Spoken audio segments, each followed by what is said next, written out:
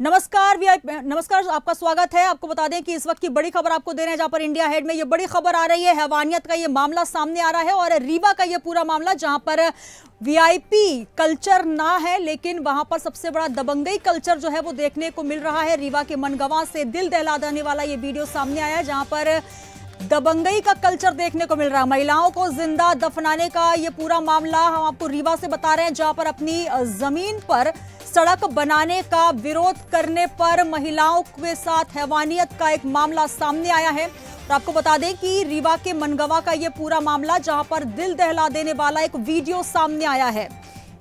तो हैवानियत का ये पूरा मामला रीवा से, जहां पर 2 महिलाओं को जमीन पर जिंदा दफनाने की कोशिश की गई, ऊपर से मुरम डाली गई है। और ये पूरा मामला मध्य प्रदेश के रीवा का।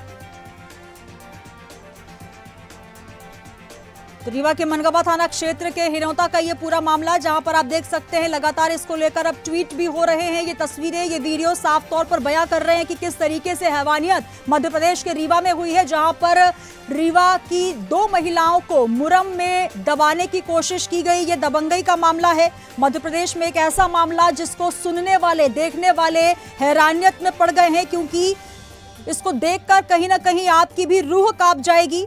2 महिलाओं को कैसे जमीन पर जिंदा गड़ाने का प्रयास किया गया। और यह पूरा मामला है मनगवा का, जहां पर हिनौता जोरोड गांव में कुछ दबंग अपनी निजी जमीन पर सड़क बना रहे थे, जिनका कुछ महिलाओं ने विरोध किया। तो गुस्साए दबंगों ने महिलाओं के ऊपर मुरम डालकर जिंदा दफना दिया। सबसे बड़ा सवाल, आखिर ये अधिकार उन्हें दिया किसने? और आखिर मध्य प्रदेश में ये कैसे हालात, जहां पर महिलाओं को इस कदर हैवानियत का सामना करना पड़ रहा है। हालांकि ये वीडियो हम आपको ब्लर करके दिखा रहे हैं, लेकिन इस वीडियो को आप देखकर कहीं ना कहीं हैरान हो जाएंगे। ये हैवानियत का ये वो वीडियो है जो मध्य प्रदेश के रीवा से सामने आया है, जहां पर मुरम के नीचे दबा दिया गया।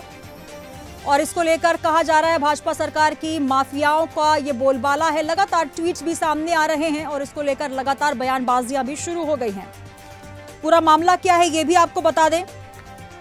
विरोध करने वाली महिलाओं को जिंदा दफन करने का ये मामला है हिनौता जोरोड गांव का। मनगवा के गगैव पुलिस चौकी में ये क्षेत्र आता है, जहां पर ये वीडियो सामने आया है। और इस वीडियो के सामने आने के बाद लगातार कई आरोप प्रत्यारोप भी लग रहे हैं कि आखिर मध्य प्रदेश में किस तरीके से कानून को हाथ में लिया जा रहा है। महिलाओं को मुरम के नीचे जिंदा दफनाने का ये हैवानियत भरा ये पूरा मामला रीवा का है। और ये वीडियो लगातार हम अपनी टीवी स्क्रीन पर आपको दिखा रहे हैं।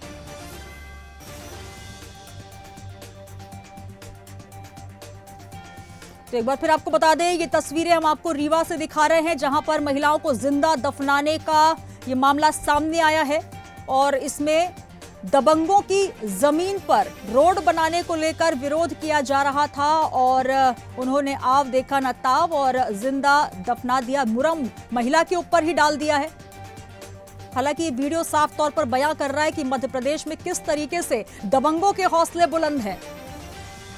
तो कानून को अपने हाथ में लेने का ये मामला रीवा से, जहां पर आपको बता दें कि अपनी निजी जमीन पर सड़क बना रहे थे दबंग, जिस पर विरोध करने जो महिला पहुंची उसके ऊपर ही मुरम डाल दी गई।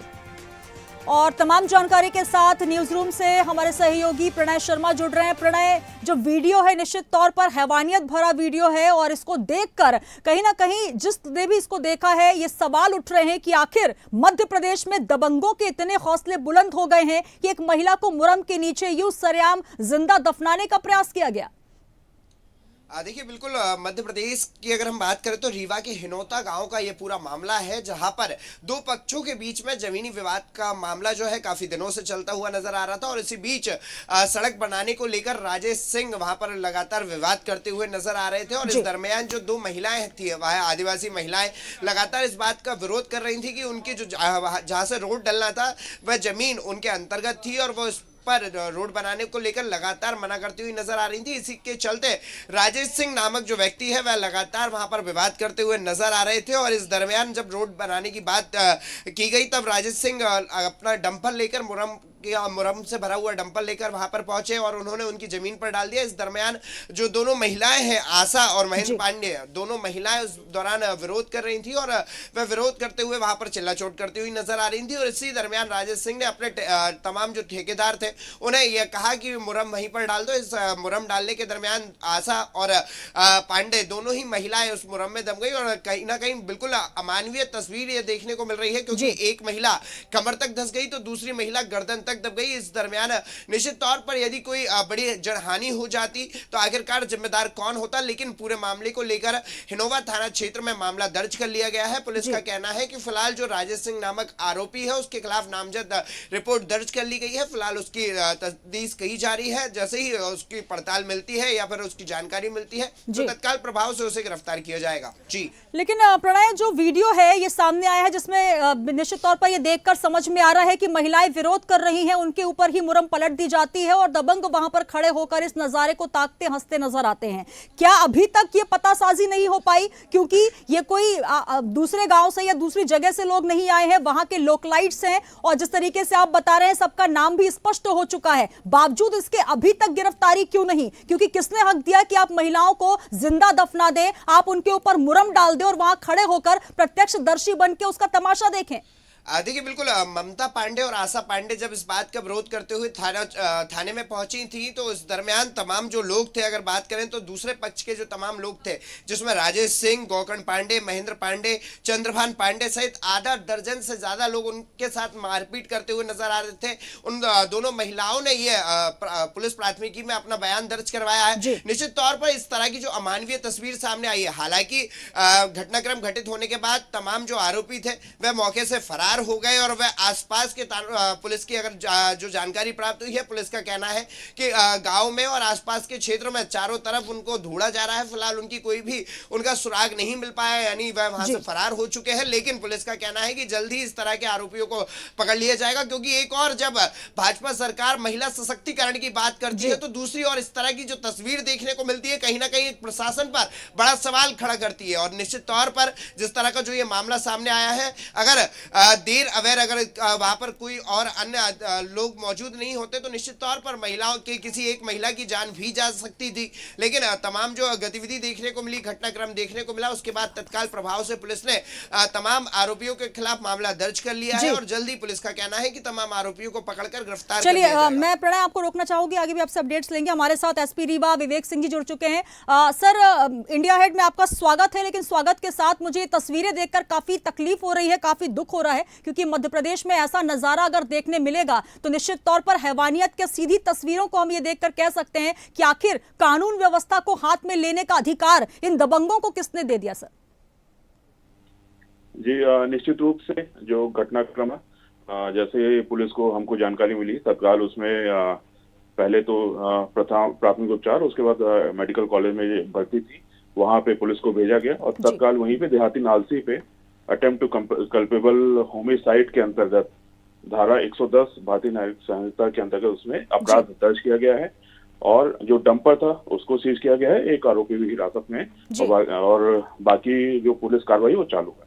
सर, इस पूरे मामले में देखा जाए दिन का ये वक्त है, दिन दहाड़े ये घटना हुई है जहां पर महिला विरोध कर रही है। मामला चाहे जो भी हो, इस मामले के पीछे क्या कुछ तथ्य रहे होंगे ये तो आप इसकी पतासाजी करेंगे, लेकिन सबसे बड़ा सवाल ये कि रीवा में आखिर क्यों इस कदर हौसले बुलंद हैं इन लोगों के? उन्हें ये डर क्यों नहीं रहा कि अगर हम किसी महिला को जिंदा दफनाने की कोशिश करेंगे, उसके ऊपर मुरम डालेंगे तो इसका जो हमें खामियाजा है वो भुगतना पड़ेगा? कानून हमारे यहाँ सख्त है, आखिर ये डर क्यों नहीं दिखा? सर नहीं, निश्चित रूप से इसमें कड़ी कार्रवाई की जाएगी। जो भी इसमें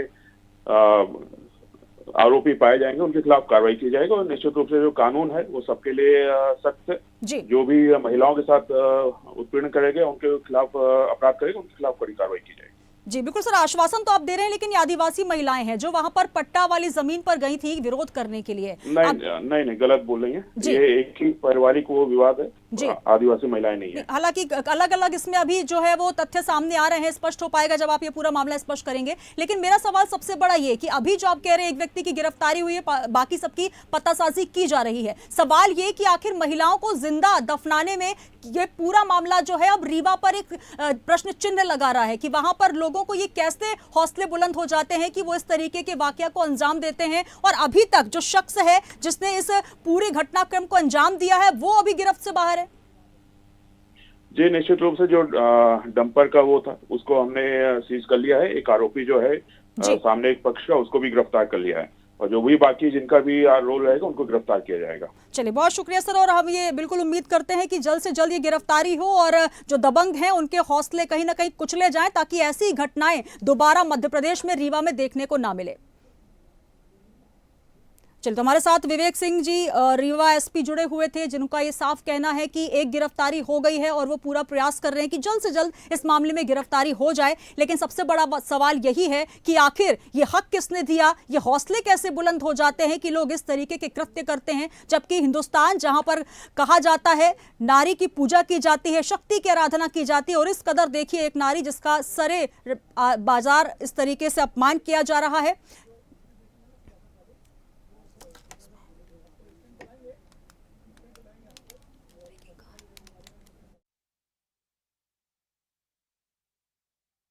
दफनाने का ये पूरा मामला हम आपको दिखा रहे हैं रीवा से। ये तस्वीरें साफ तौर पर बयां कर रही हैं कि किस तरीके से पूरे मामले में, हालांकि पुलिस ने संज्ञान ले लिया है, लेकिन तस्वीरें निश्चित तौर पर तालिबानी फरमान को दिखाती नजर आ रही है, जहां पर आपको किसी का खौफ नहीं है, आपको कानून का खौफ नहीं है, और आप सीधे किसी महिला के ऊपर इस कदर अत्याचार करते हैं और उसे जिंदा दफनाने का प्रयास करते हैं।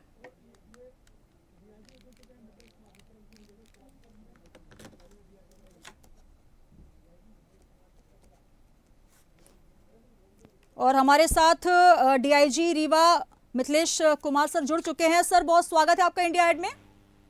Thank you. सर, ये तस्वीरें आप तक पहुंची हैं और इस मामले में अभी हमारी विवेक जी से भी बात हो रही थी, विवेक संग जीएसपी रीवा। उन्होंने कहा है कि एक गिरफ्तारी हो गई है, लेकिन सबसे बड़ा सवाल, ये जो तस्वीरें मध्य प्रदेश के रीवा से निकल कर आई हैं, ये निश्चित तौर पर चौंकाने वाली हैं, क्योंकि हैवानियत का ये मामला जहां पर कानून को सीधे सीधे हाथ में लिया जा रहा है और उन्हें डर नहीं है। सर, क्या कहेंगे? नहीं, ऐसा नहीं है। एक्चुअल में इनका प्रॉपर्टी का, संपत्ति का विवाद था उस खेत का जी, और कुल मिला के एक ही परिवार है जी, पांडे फैमिली है इनका, कहीं न कहीं से एक परिवार में जुड़े हुए हैं जी। उनका कोर्ट से कुछ स्टे हुआ था। स्टे होने के बाद फिर वो रोड बनाने लगे, काफी लोग थे वहाँ, लोगों ने विरोध किया। उसी समय डंपर से मुरम उतर रही थी जी, तो उसने हाइड्रोलिक ऑन कर दिया, अब मुरम गिरने लगी, पीछे लोग खड़े थे जी।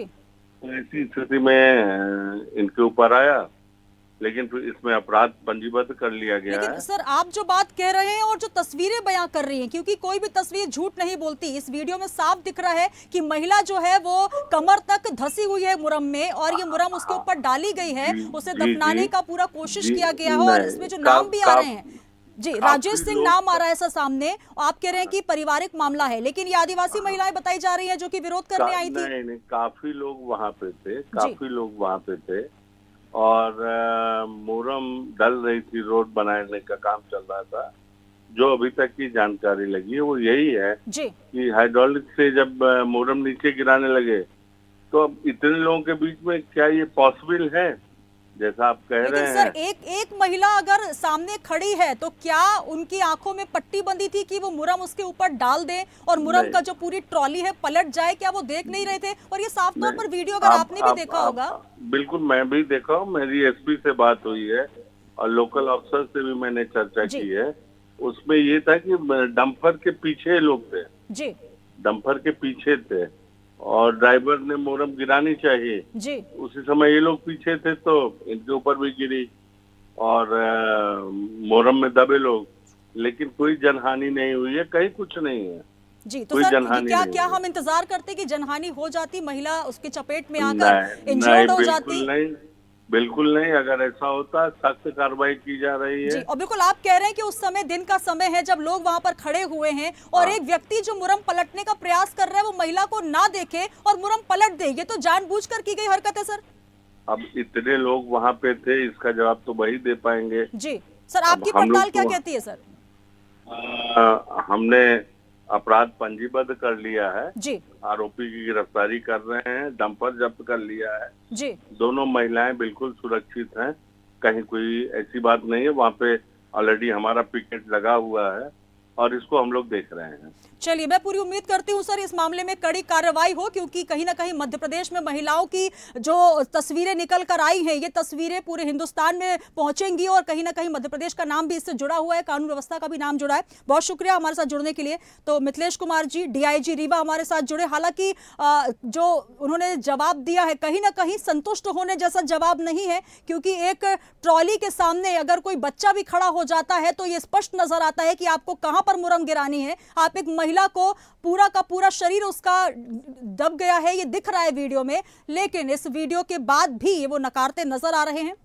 तो लगातार हम बात कर रहे हैं मध्य प्रदेश के रीवा की, जहां पर महिलाओं को जिंदा दबाने का मामला सामने आया है और अब ये मामला सियासत वाला एंगल ले चुका है। इस मामले में सियासत का मामला भी नजर आ गया, क्योंकि पूर्व केंद्रीय मंत्री अरुण यादव ने अब ट्वीट किया है। बीजेपी सरकार में माफियाओं का बोलबाला है, ये ट्वीट किया है और ये ट्वीट हम आपको दिखाते हैं। केंद्रीय मंत्री अरुण यादव का ट्वीट, जिसमें उन्होंने साफ तौर पर सरकार को घेरने का प्रयास किया है। माफियाओं का बोलबाला है मध्य प्रदेश में, ये कहना है रीवा के इस पूरे मामले में केंद्रीय मंत्री अरुण यादव का। उन्होंने कहा, पूर्व केंद्रीय मंत्री अरुण यादव ने ट्वीट किया है और ट्वीट में उन्होंने कहा है कि बीजेपी सरकार में माफियाओं का बोलबाला है। तो लगातार इस मामले में हम नजर बनाए हुए हैं, जहां पर हमारी एसपी रीवा विवेक सिंह जी से बात हुई, डीआईजी रीवा मिथिलेश कुमार जी से बात हुई और इस पूरे मामले में कहीं ना कहीं जो भी आंसर्स निकल कर आए हैं, जो भी उत्तर निकल कर आए हैं, वो बिल्कुल भी आश्वस्त करने वाले नहीं है। और अब उस बीच एक सियासत का एंगल भी आ गया है, जहां पर ये ट्वीट हम आपको दिखा रहे हैं कि दलित आदिवासी महिलाओं को लगातार प्रताड़ित किया जा रहा है। अब इस मामले ने सियासी तूल भी पकड़ लिया है। चलिए, एक बार फिर मैं रुक करना चाहूंगी न्यूज रूम से हमारे साथ मेरे संवाददाता प्रणय जुड़ चुके हैं। प्रणय, पूरा मामला आपने भी सुना, देखा, समझा। हमने एसपी साहब से भी बात की, डीआईजी साहब से भी बात की, लेकिन जो जवाब मिला है वो कुल मिलाकर गोलमोल, क्योंकि आप ये कह रहे हैं कि इस मामले में हमने संज्ञान ले लिया है। वो जो गिट्टी पलटी गई थी, वहां पर महिला खड़ी थी और वो चपेट में आ गई। इस पूरे मामले में क्या कहेंगे? क्या ये आश्वस्त करने वाला मामला है और अब तो सियासत भी इसमें देखने को मिल गई?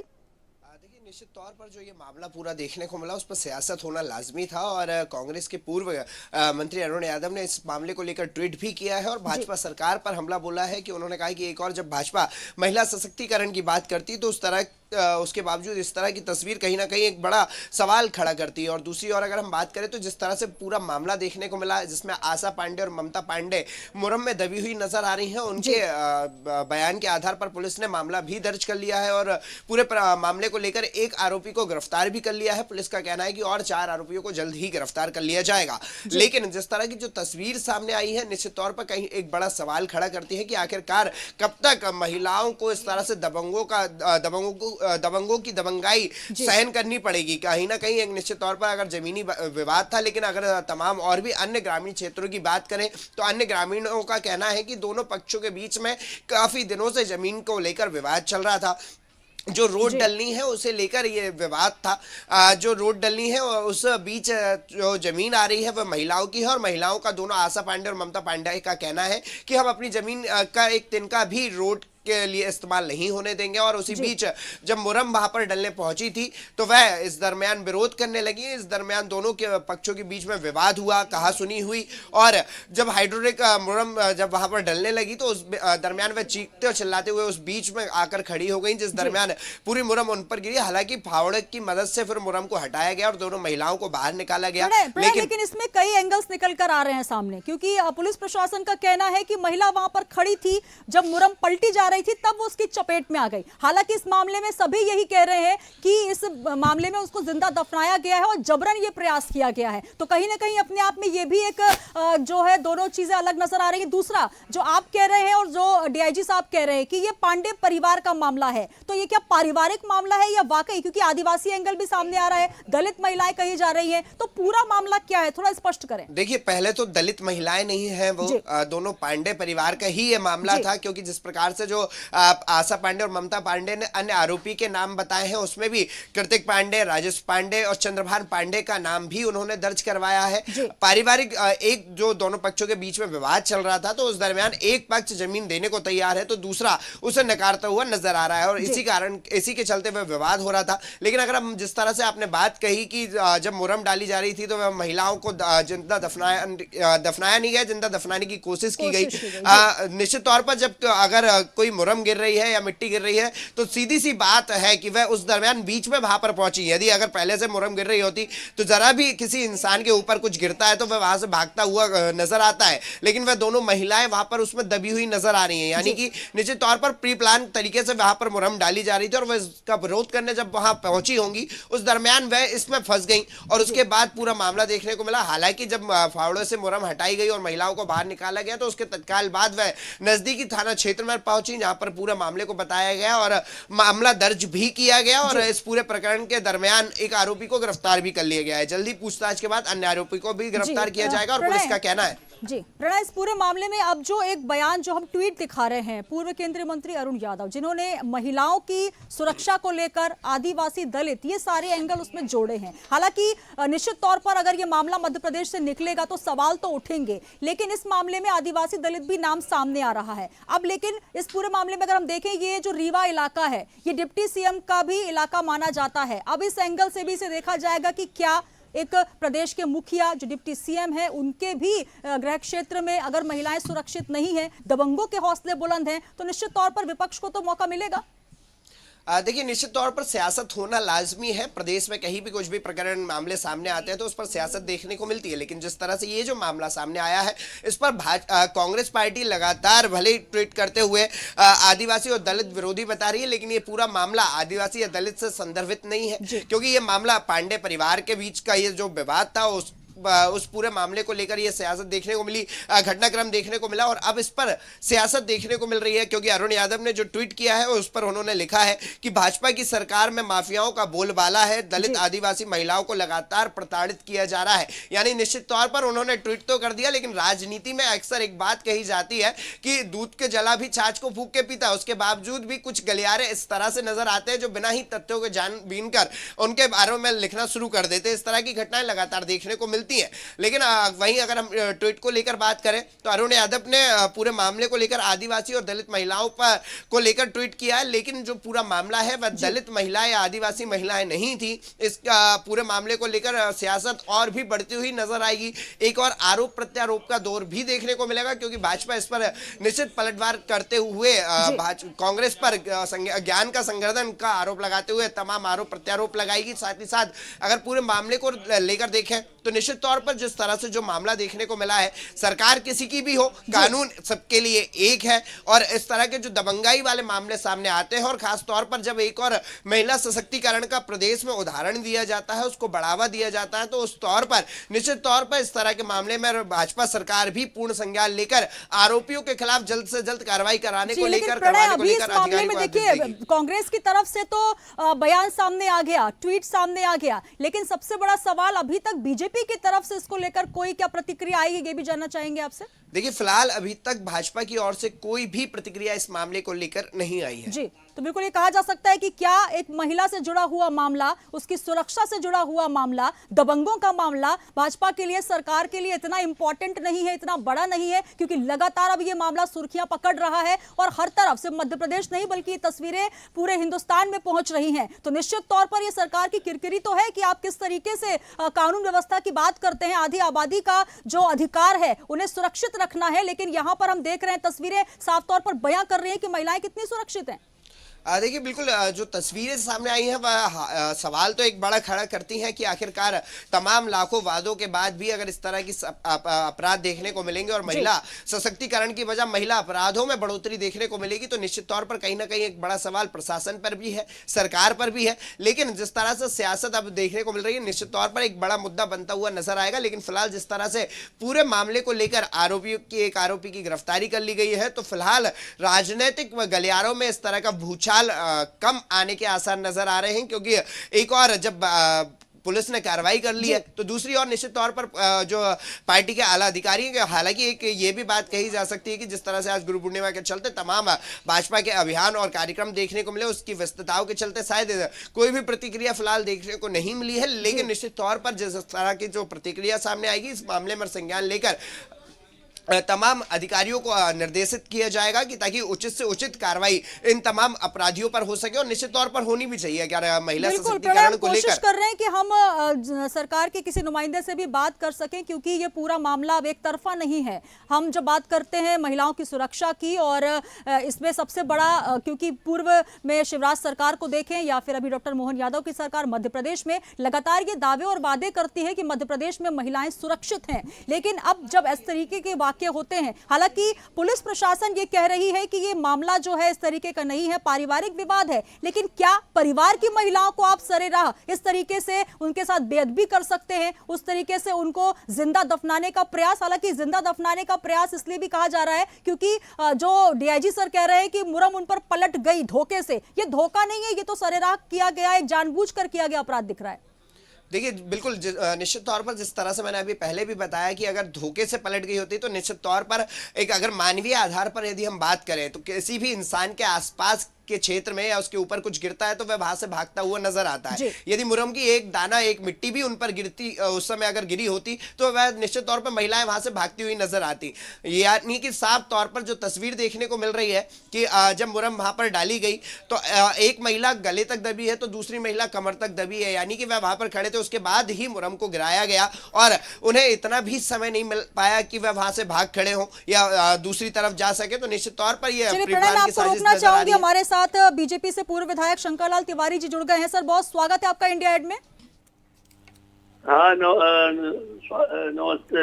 नमस्कार सर। सर, ये रीवा का जो ये मामला सामने आया है, क्या इस मामले का आपको जानकारी है? जो वीडियो दिख रहा है जहां पर कुछ महिलाओं को जिंदा दफनाने का प्रयास किया गया, उनके ऊपर मुरम पलट दी गई, और ये पूरा मामला मध्य प्रदेश के रीवा का, इस मामले में बातचीत करना चाहूंगी मैं आपसे। क्या कहना चाहेंगे? सबसे पहले आपकी प्रतिक्रिया।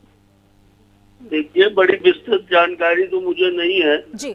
आप सबके माध्यम से इस बात की जानकारी मिली है, पर जो हुआ उसे अच्छा नहीं कहा जा सकता जी। जिस तरह की बात आई है कि उसको मुरुम के नीचे दबाने की, ये मेरा कहना है कि घटना हुई है, घटना की जांच हो रही है जी। और ये क्यों हुई, कैसे हुई, तत्काल में कुछ भी कहना जल्दबाजी है। ये सच है कि घटना उचित नहीं है, घटना जो हुई है वो बहुत गलत है, और अगर इस घटना में दोषियों को दंडित किया जाए, कार्रवाई की जाए। और रही बात जो कांग्रेस जी, सुन लीजिए, मैं ये कह रही हूँ कि जिस तरीके से आप कह रहे हैं कि घटना की जानकारी अभी आपको लगी है और इस मामले में अब जो इस मामले का आरोपी है उसे गिरफ्तार किया जाएगा, हालांकि एक गिरफ्तारी हुई है, लेकिन सबसे बड़ा सवाल ये कि मध्य प्रदेश सरकार लगातार ये वादे कर रही है, दावे कर रही है, और आज से सरकार नहीं है, महिलाओं की सुरक्षा को लेकर बात होती है, लेकिन कोई भी व्यक्ति इस तरीके का कृत्य करने के लिए कैसे वहां पर पहुंच जाता है? हालांकि पारिवारिक मामला ऐसे करार दिया जा रहा है, पारिवारिक मामला होते हुए भी महिलाओं के साथ अभद्रता, क्या कानून का डर नहीं है मध्य प्रदेश में? नहीं, भरपेट कानून का डर है। ऐसा वातावरण नहीं बनाना चाहिए। कांग्रेस के मित्र जबरन में वातावरण बना रहे, भय का भूत खड़ा कर रहे हैं। प्रदेश के अंदर कानून व्यवस्था बहुत सुदृढ़ और मजबूत। सर, उसकी बानगी ये वीडियो के मामला, सर, ये तस्वीरें बयां कर रही हैं, ये तस्वीरें बयां कर रही हैं। इस तरह की, देखिए, व्यक्ति और